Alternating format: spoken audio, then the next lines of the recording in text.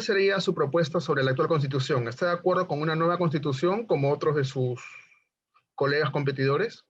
Nosotros creemos que sí se necesita una modificación de la Constitución. Necesitamos una Constitución que nos proteja de la corrupción, que son las cadenas que nos tienen atados a la pobreza y la desigualdad.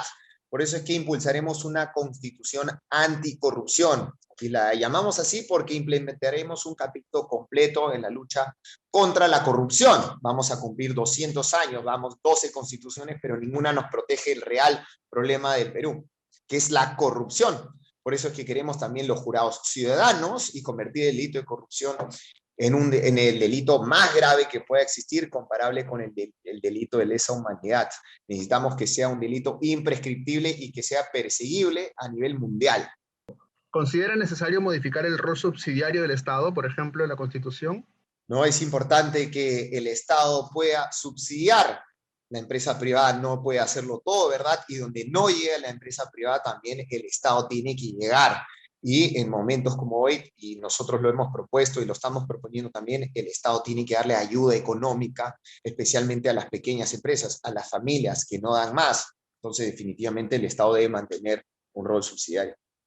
¿Está de acuerdo con suprimir la incapacidad moral permanente como causal de vacancia presidencial, esta figura que ha generado inestabilidad en estos últimos años? Nosotros sí creemos que deben haber reformas, por ejemplo, una bicameralidad, porque este Congreso y los congresos anteriores hemos visto lo irresponsable que son, que pueden ser muy populistas o pueden tener intereses personales con los cuales toman decisiones sumamente sesgadas, ¿no? Por su propio bien, y la verdad que están generando un caos a todo el país, inestabilidad. Por eso es que necesitamos una Cámara que realmente sea un filtro y que este Congreso no haga lo que se le dé la gana. Todos los peruanos ya estamos cansados de estos congresistas y definitivamente tenemos que revisar cada cláusula por las cuales se puede vacar o cerrar un Congreso. No podemos ser tan irresponsables de generar la misma inestabilidad que hemos vivido en los últimos años. Y en el tema de la incapacidad moral permanente presidencial, que era lo que le había preguntado, ¿tiene alguna posición sobre ese tema? Sí, por supuesto, que no se debe dar, obviamente no es la capacidad moral la que discuten, digamos, los congresistas el día de hoy. Sabemos que es una incapacidad, también va más allá intelectual, si está teniendo digamos, algún problema ya psicológico o físico, entonces creo que va por ahí no ser tan irresponsables para vacar o usar esa cláusula para sacar simplemente a cualquier presidente cuando se le dé la gana al Congreso. Pero para ser específico, ¿la suprimiría o la mantendría? Eso es lo que queríamos saber. No, se suprime, para tal caso se debe modificar y ser muy específicos que son por impedimentos de otro tipo. Entiendo. ¿Qué piensa de los monopolios? ¿Deberían ser prohibidos constitucionalmente?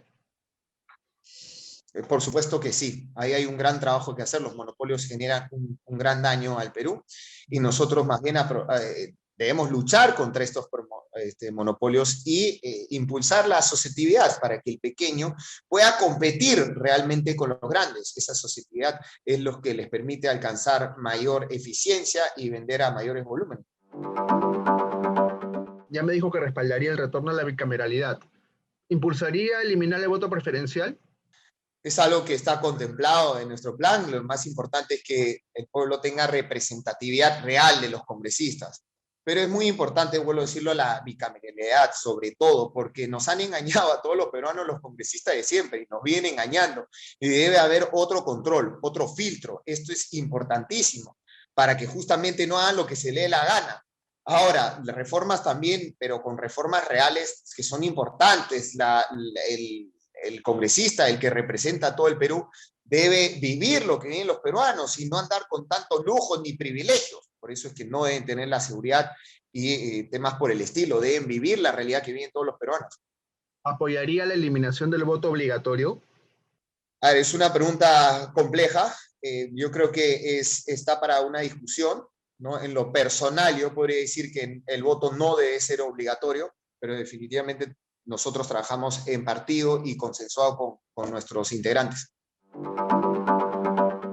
¿Aumentaría el presupuesto al Poder Judicial y al Ministerio Público de ser presidente? No solamente se trata de aumentar o no el presupuesto, y nosotros lo hemos demostrado en la historia, no todo se tiene que hacer con recursos, obviamente es importante, pero lo que nosotros queremos es una reforma, ¿no? Ya lo hemos mencionado, una de nuestras principales propuestas es una constitución anticorrupción.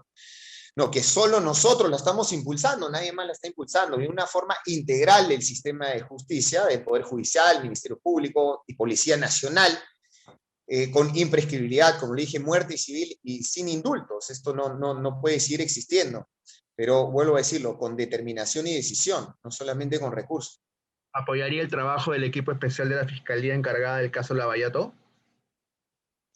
Pero por supuesto hay que seguir impulsando los equipos especiales, hay que luchar contra la corrupción, como ustedes han escuchado, y ya lo he dicho varias veces. Ese es una de nuestros principales, es el principal problema de Perú y lo que nosotros como partido más estamos impulsando, una constitución anticorrupción. ¿Apoyaría la unificación de la ONP y la FP en un solo sistema, por ejemplo? Sí, pero obviamente tiene que ser realizado por un equipo de primera. Nosotros planteamos una reforma integral del Sistema Nacional de Pensiones, sacar una comisión de alto nivel, ¿no? Poniendo al jubilado y al futuro jubilado por delante. Esto es obviamente lo más importante. Opciones y simplificación para la jubilación anticipada. Debemos garantizar una cobertura universal de pensión mínima digna al 2026. Eso es la meta que tenemos y no puede ser que un adulto mayor gane menos de 200 soles. Ahora, un seguro de longevidad a partir de los 85 años también es importante. ¿Apoyaría que las FPs dejen de comisionar, por ejemplo, en el caso de caída de la rentabilidad de los fondos?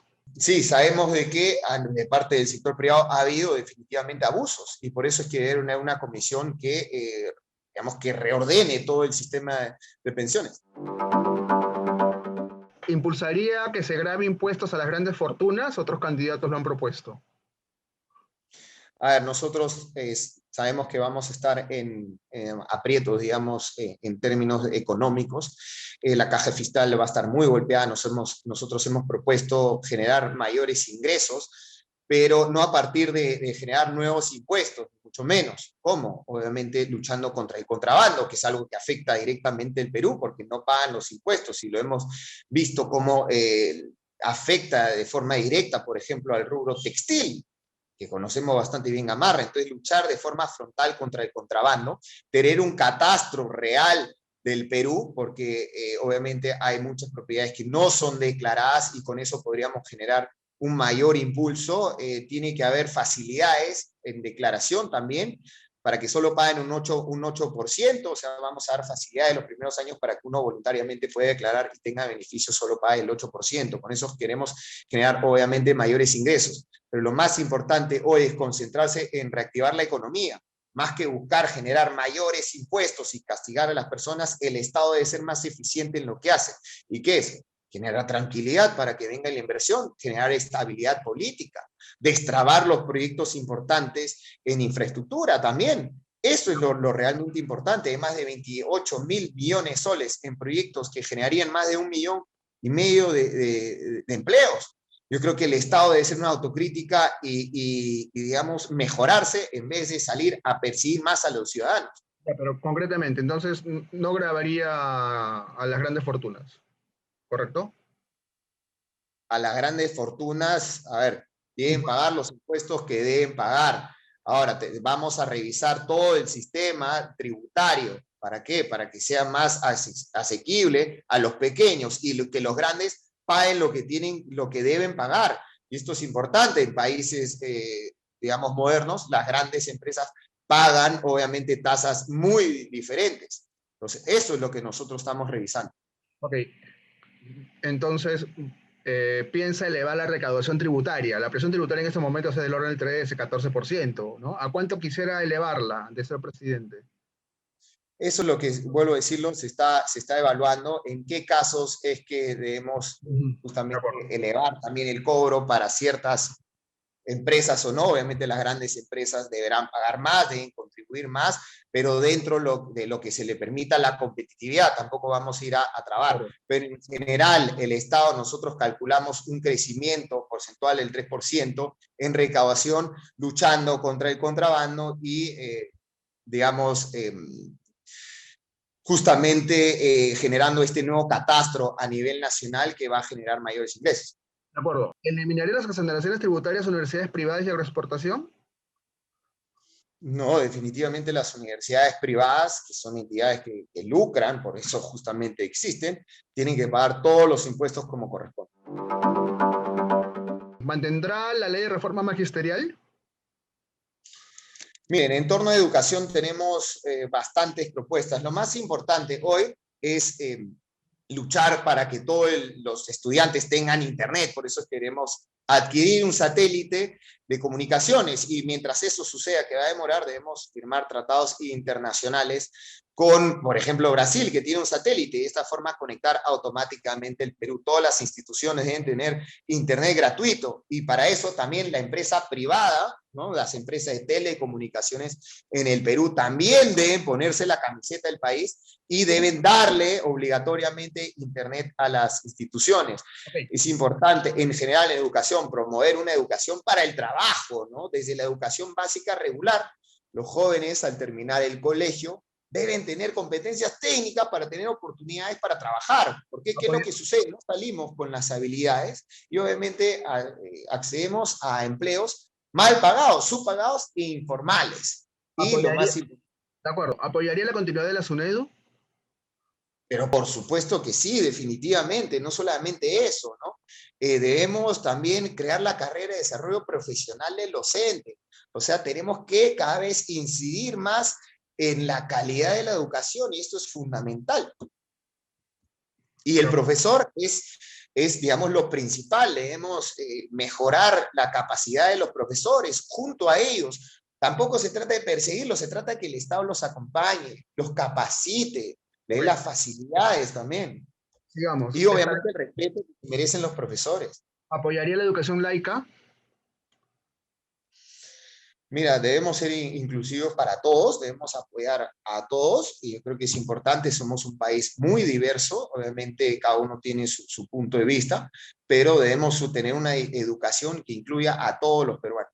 ¿La educación bilingüe obligatoria la establecería?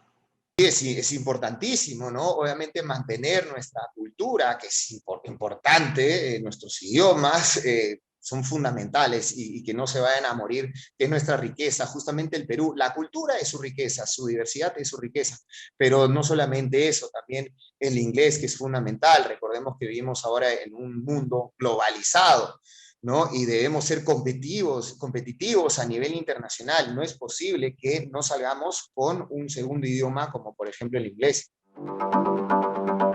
¿Unificaría el sistema de salud MINSA, sanidad de las fuerzas policiales y fuerzas armadas? Sí, estamos hablando de una unificación, pero lo más importante para nosotros es ahora la creación de la red de postas médicas. Esto es lo que realmente va a sacar el Perú adelante por eso y no tenemos la infraestructura.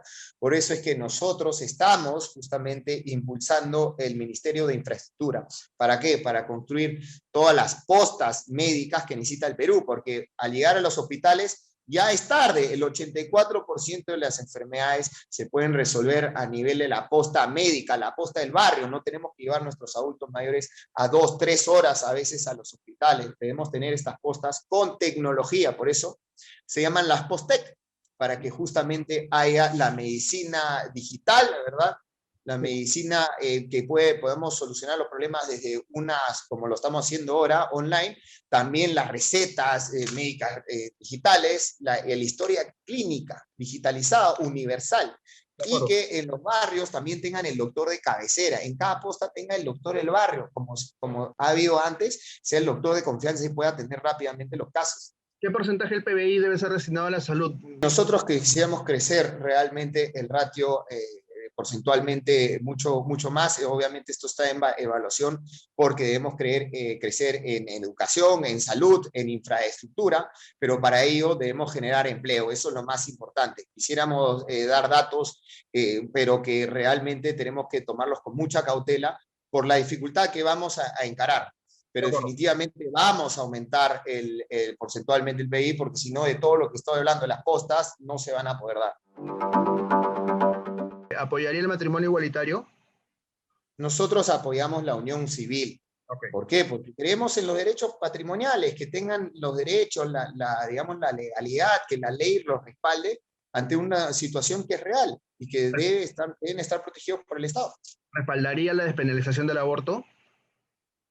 Nosotros ya lo hemos comunicado, nosotros, digamos, las únicas circunstancias en que se podría dar es en caso de violación o en caso que la madre esté en peligro. ¿De acuerdo con la eutanasia o no de acuerdo con la eutanasia? ¿Sí o no? A ver, es un tema sumamente complejo. Yo creo que el Estado debe estar más presente, debe dar el apoyo psicológico y hacer todo lo posible para que la persona obviamente mejore. Estamos hablando del caso puntual de Ana, que es un caso bastante puntual. En ella yo creo que tiene el derecho de justamente tomar la decisión porque es una enfermedad sumamente compleja. De acuerdo. Pero nosotros obviamente debemos hacer todo lo posible para resguardar y cuidar la vida. ¿Impulsaría una agenda de género a ser presidente? Bueno, nosotros en el distrito más difícil y complicado de Perú, la gerenta municipal era una mujer y una mujer jóvenes, entonces tenemos que trabajar para erradicar la cultura de violencia, es algo que hemos luchado, nosotros creamos el Escuadrón Violeta también en La Victoria, debemos fortalecer los centros de emergencia de la mujer con servicios psicológicos que realmente los conozco bien y no están funcionando. Otro tema bastante importante, promover la participación de mujeres de policías en altos cargos de la Policía Nacional. Muchos de los delitos en el Perú son de violencia intrafamiliar y que obviamente serán mejor atendidos por las mujeres, ¿no? Y otra cosa, es importante, capacitar a las mujeres, darle oportunidades a las mujeres, justamente en emprendimiento, porque sabemos que hay muchas veces sucede la violencia y que en muchos casos la tienen que aguantar por la familia, por los hijos, por ella misma, porque no tienen la independencia económica.